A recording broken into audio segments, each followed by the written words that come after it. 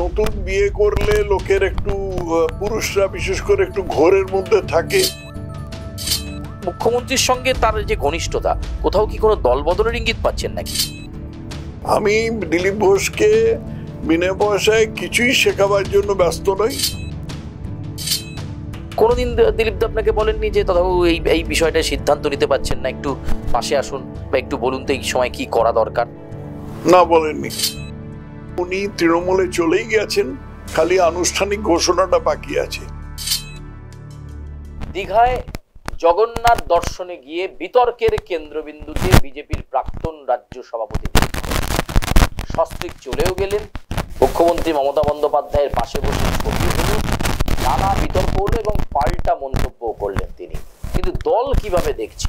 ইতিমধ্যেই দলের বিভিন্ন অংশের মধ্যে নানা রকম আলোচনা শুরু হয়েছে দিলীপ ঘোষকে নিয়ে। আর আমরা যার সাথে কথা বলবো, বর্ষিয়ান বিজেপি নেতা, সবসময় বিজেপিকে অভিভাবকের মতো সামলেছেন, তথাগত রায়। তথাগত দা, আপনাকে স্বাগত জানাই আর+ নিউজে। প্রথমেই জানতে চাইবো, একদম চাঁচাছোলা ভাষায় জানতে চাইবো যে দিলীপ ঘোষ সস্ত্রীক জগন্নাথ মন্দিরে গেলেন, জগন্নাথ দর্শন করলেন, ঠিক আছে, যে কোনো মন্দিরে তিনি যেতে পারেন, কিন্তু মুখ্যমন্ত্রী উদ্বোধনের দিনেই তার পাশে বসলেন, ছবি দিলেন। দল কি এটা ঠিকভাবে দেখছে? দলকে জানিয়ে গেছিলেন? এগুলো প্রাচীন ঘটনা, 2-3 দিন হয়ে গেছে এবং এগুলো নিয়ে আমি অনেক সবিস্তারে অন্য বিভিন্ন জায়গায় বা সোশ্যাল মিডিয়াতে আমি বলেছি। এটা নিয়ে আর নতুন করে কিছু বলবার নেই। দিলীপ ঘোষ যা করেছেন আন্দাজ করছি বুঝে শুনে করেছেন। যদিও একজন মনস্তত্ত্ববিদ আমাকে বলেছেন যে নতুন বিয়ে করলে লোকের একটু পুরুষরা বিশেষ করে একটু ঘোরের মধ্যে থাকে এবং ঘোরটা কাটতে সময় লাগে, অসময়ে বিয়ে হলে তো বটে। যাই হোক, সেটা ওর ব্যক্তিগত ব্যাপার, উনি ঘোরে আছেন কিনা উনি মনস্তত্ত্ববিদ দেখাতে পারেন। আমার ওর আচরণ সম্বন্ধে কিছু বলবার নেই। আর দল এটা নিয়ে কি বলছে সেটা দলকে জিজ্ঞেস করতে হবে, কারণ আমি তো দলের মধ্যে কোনো সক্রিয় ভূমিকায় নেই, অতএব এটার উত্তর আমি দিতে পারবো না। আপনি যখন বিজেপির রাজ্য সভাপতি হিসেবে দিলীপ ঘোষ ছিল, আপনি বারবার তার নেতৃত্ব নিয়ে প্রশ্ন তুলেছেন, বলেছেন এবং বারবার বলেছেন যে এটা ঠিক হচ্ছে না, ঠিক লোকের হাতে জায়গাটা নেই, দলটাকে সুসংগত করতে গেলে নেতৃত্বকে আরেকটু ভাবতে হবে। সেই দিলীপ ঘোষকে নিয়ে আপনার কোনো মন্তব্য নেই? দিলীপ ঘোষ যে কাজটা করেছেন সেটা দলের যে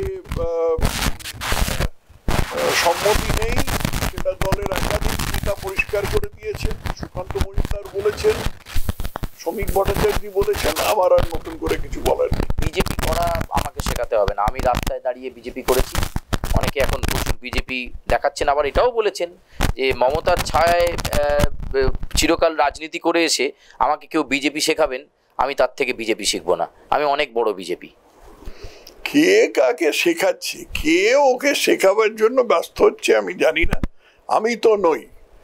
আমি দিলীপ ঘোষকে বিনা পয়সায় কিছুই শেখাবার জন্য ব্যস্ত নই। আমি ছাত্রছাত্রীদের শিখিয়েছি, অনেক বছর বিশ্ববিদ্যালয়ে পড়িয়েছি। দিলীপ ঘোষকে শেখাবার কোনো শখ আমার নেই। দিলীপ ঘোষ যা বলছেন বলুন। দুটো রাজ্যের রাজ্যপালের দায়িত্ব সামলেছেন, কোনোদিন দিলীপ দা আপনাকে বলেননি যে তথাও এই বিষয়টা সিদ্ধান্ত নিতে পারছেন না, একটু পাশে আসুন বা একটু বলুন তো এই সময় কি করা দরকার? না, বলেননি, কখনো নয়। না। আর একটা প্রশ্ন আপনার কাছে, যে সুকান্ত মজুমদার প্রথমেই বলেছেন যে দল এটাকে এন্ডোর্স করেন না, দিলীপ দা ব্যক্তিগতভাবে এই বিষয়টায় গিয়েছেন, কিন্তু দলেরই আরেকজন নেতা সৌমিত্র খাঁকে বারবার আক্রমণ করলেন দিলীপ ঘোষ, তার চরিত্র নিয়ে কথা বললেন এবং বললেন যে আমাকেও সব শেখাতে হবে না একদমই, আর আমি মাঠে থেকেই লড়াই করব। কিন্তু এই যে মুখ্যমন্ত্রীর সঙ্গে তার যে ঘনিষ্ঠতা, কোথাও কি কোনো দল বদলের ইঙ্গিত পাচ্ছেন নাকি? আমি এর আগে বলেছি যে আমার ধারণা উনি তৃণমূলে চলেই গেছেন, খালি আনুষ্ঠানিক ঘোষণাটা বাকি আছে। সেই বক্তব্যটা আমার এখনো অটুট আছে। আমার ধারণা উনি তৃণমূলে চলে গেছেন, ওর আনুষ্ঠানিক ঘোষণাটা খালি বাকি আছে। দিলীপ ঘোষের এহেন আচরণ দলকে অস্বস্তিতে ফেলবে না? একদম ফেলবে না, কারণ বিজেপি কোনো ব্যক্তি নির্ভর দল নয়, বিজেপি একটা নীতি নির্ভর দল। যেমন আমাদের বর্তমান সরকারি দল যেটা পশ্চিমবঙ্গে আছে সেটা সম্পূর্ণ একজন ব্যক্তির উপর নির্ভরশীল, এবং ঈশ্বর না করুন তার যদি ভালো মন্দ কিছু হয় 15 মিনিটের মধ্যে তার দল উঠে যাবে। কিন্তু বিজেপির সেরকম কোনো হবার সম্ভাবনা নেই। এর মধ্যে বিজেপির থেকে বলরাজ মাধব, বীরেন্দর সাকলেচা, উমা ভারতী এদের মতন প্রথম শ্রেণীর সর্বভারতীয় নেতা চলে গিয়েছেন, এক একজন ফিরে এসছেন। বিজেপির তাতে কোনো ইতর বিশেষ হয়নি। অতএব দিলীপ ঘোষ এলো কি গেল তাতে বিজেপির কিচ্ছু এসে যাবে না। উনি তো দাবি করছেন দলকে আমি দাঁড় করিয়েছি, আমার সময় সবচেয়ে বেশি এমপি, আমার সময় সাংগঠনিক শক্তিতে দ্রুততা ছিল, আর এখন যারা দায়িত্ব নিয়েছেন তারা দলকে ডোবাচ্ছেন, সব জায়গায় আমরা হারছি, আরও হারবো। মানে দলের মধ্যে থেকে দল ব্যবস্থা নিচ্ছেন, অথচ তিনি এই কথা বলছেন। দ্বিতীয় অংশটা মিথ্যে কথা, আর প্রথম অংশটা হচ্ছে ঝড়ে বক মরেছে, ফকিরের কেরামতি বেড়েছে।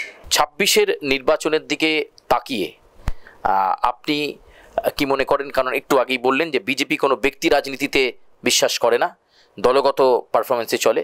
এবারের এই নির্বাচনে বিজেপি কতটা বেগ দিতে পারবে শাসক দল তৃণমূল কংগ্রেসকে 26-এর এই লড়াইয়ে? পাকিস্তান গেল, একেবারে হিন্দুত্ব নিয়ে ঝাঁপিয়ে পড়ার একটা সংকল্প নিয়ে নেমেছেন, একদিকে রামনবমীর মিছিল হলো, এত কিছু হলো, কি মনে হচ্ছে 26-এ? প্রচুর বেগ দিতে পারবে 26-এ। তুমি এই সমস্ত কি বলছো? সেই এর থেকে শিক্ষাক্ষেত্রে চাকরি চুরির থেকে আরম্ভ হয়েছে, চাকরি চুরি, কয়লা চুরি, গরু চুরি, কত কি হয়েছে। তারপরে আরজিকরের হত্যাকাণ্ডের ঘটনা ঘটেছে আর কি। অতএব বেগ প্রচুর দিতে পারবে, এবং আমি নিশ্চিত যে মমতা ব্যানার্জি এবার গদিচ্যুত হবেন। এত চুরি করে কেউ সরকারে থাকতে পারে এটা অবিশ্বাস্য। অতএব উনি গদিচ্যুত হবেন এবার। ধন্যবাদ আপনাকে। আমরা কথা বলছিলাম তথাগত রায়ের সঙ্গে, এবং তিনি স্পষ্টতই জানাচ্ছেন যে বিজেপি কোনো ব্যক্তি রাজনীতির ওপর ভরসা করে না। দিলীপ ঘোষ থাকলেন কি গেলেন তাতে কিচ্ছু যায় আসে না দলের। দল দলের মতো করে চলবে, এবং দল কি সিদ্ধান্ত নেবে সেটা দলই বলতে পারবে। তবে এই মুহূর্তে তিনি মনে করেন যে এভাবে কেউ বিজেপির রাজনীতি ছেড়ে গিয়ে বিরাট কোনো স্টান্ট দেখিয়ে দেবেন, সেটা অন্তত তিনি মনে করেন না। ক্যামেরায় উৎসর সঙ্গে সুচারু, আর প্লাস নিউজ, কলকাতা।